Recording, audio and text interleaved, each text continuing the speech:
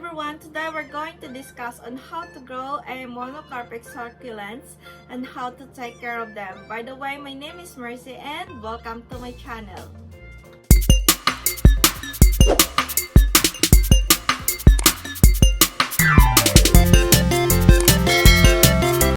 Growing monocarpic succulents. What are the monocarpic? Even the best gardeners may find succulent plants just suddenly dies on them. While this is certainly upsetting, in some cases it is completely natural and occurred through no lack of attention. The plant might be monocarpic. What are monocarpic succulents? So, we're going to discuss monocarpic succulents in this video. What does monocarpic mean? Many plants in the succulent family and other are monocarpic. What are monocarpic mean? That means this plant flower once and then die. While this may seem a shame, it is a natural strategy of the plant uses to produce progeny or another plant. Not only succulents are monocarpic, but many other species and different families. The notion of monocarpic means single flowering is all the word. Mono means carpris means fruit. So mono means once and carpris means fruit. Therefore, once the single flower has come to gun, fruit or seed are set, the plant can die. Fortunately, this type of plants often produce offset or pups and can produce vegetably, which means they don't have really upon seed. When a monocarpic succulent is throwing out a dead bloom, it will stretch taller and the lower leaves can start to look shabby because all of the energy is going to making flower. What does a dead bloom looks like? Dead bloom came from a very center or apex of the succulent like Semperbibum, agave, and some calendulae. If you see a bloom stalk or inflorescence coming from somewhere else, like in between layers of Echeveria, it is natural bloom and will not die after blooming. Here is some example of monocarpic succulents. Semperbibum, or the hen and chicks, Ionium, most varieties of agave, some calendulae like flapjack or paddle plant, Orostachys like Chinese Doncaps, Peperomia, and also Cyanochrysala, those plants known being a monocarpic plants. On a rare occasion, Echeveria will throw out a terminal inflorescence or flower stalk from a very center of the plant. When this happens, the Echeveria will die after flowering.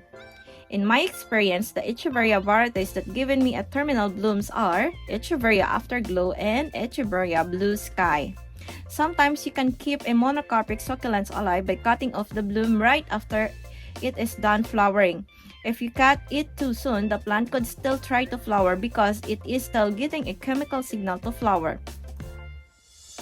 Agave and Semperbibum are commonly grown monocarpic plants.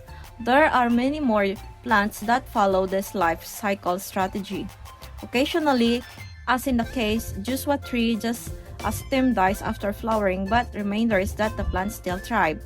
Not every plant is monocarpic as in the case of agave. Some of the agave are, some aren't. In the same vein, some bromeliads, palm, and selections of bamboo species are monocarpics. Another examples are Calendulae lucea, Agave victoriana, Agave weimorreniana, Agave gypsophila, Acomea blanchitiana, Aeonium hybrids, and Semperbibums. You can tell those are monocarpic because the parent plant will begin to wither and die after it flowers. This may be fairly fast as hens and chicks, or very slow as agave, which can take months or even years before it dies. The plant uses all the energy for one's final bloom and fruiting and has nothing left to sustain itself. The ultimate of sacrifice as the spent parent gives its life for the future of its progeny. And if all goes well, the seeds will land in suitable location and germinate and will pop, will root themselves, and the whole process will start anew. How to grow a monocarpic succulent? Plants that fall in monocarpic category can still live a long life. Once you see the flower appear, the amount of care you give to the parent plant is up to you. Many growers prefer to harvest pops and continue the plant's life cycle in that way. You may also wish to save seed if you are a seed collector. You will want to continue the type of care that is recommended for your species or for your plant, so the parent plant is healthy, unstressed, and has enough energy to produce seed. After the parent is gone, you can simply detach it and leave any pops in the soil. Allow the parent on succulent to dry out and become brittle before harvesting. That means the pops took the last of its energy that the old plant will be easy to detach. Pops may be dug up and dispersed elsewhere or left as they are. I have a simple bee balm that just finished the death bloom process, and this plant left me with 4 babies. So, I hope you learned something and you enjoy about this video.